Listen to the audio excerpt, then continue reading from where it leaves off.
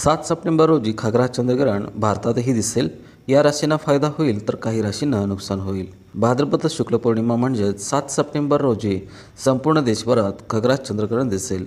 हे ग्रहण 3 तास 29 मिनिटे चालेल.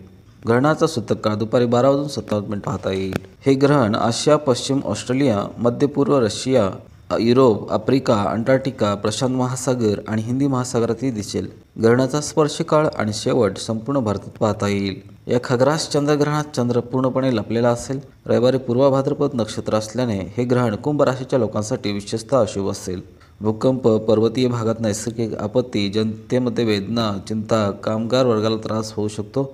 पिकांचे नुकसान आणि युद्धसदृश परिस्थिती देखील निर्माण होण्याची शक्यता आहे. महाराष्ट्र, बंगाल आणि ओडिसासारख्या राज्यातील लोकांना त्रास, नुकसान आणि चिंतांना सामोरे जावं लागू शकते. त्यांनी सांगितलं की दक्षिणायनात रविवारी पडणारे हे चंद्रग्रहण व्यापारी वर्गासाठी अशुभ असेल आणि व्यवसायात मंदीसारखी परिस्थिती निर्माण होऊ शकते.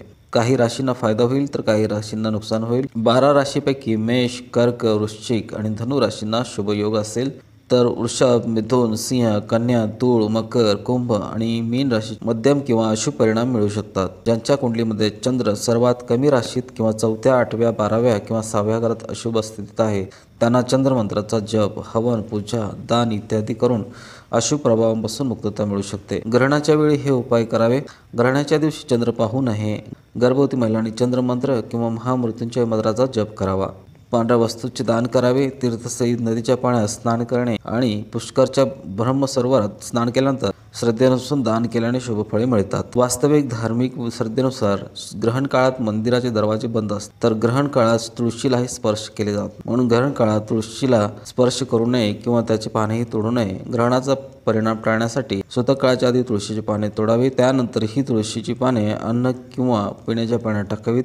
असे म्हटले जाते की तुळशी कधीही अशुद्ध होत नाही. याशिवाय तुळशी कधीही शिळी मांडली जात नाही. म्हणून असे म्हटले जाते की अन्नात तुळशीची पाने टाकल्याने ग्रहणाचा परिणाम होत नाही. ग्रहणानंतर स्नान करावे आणि त्यावर गंगाजल शिंपडून तुळशीची पूजा करावी.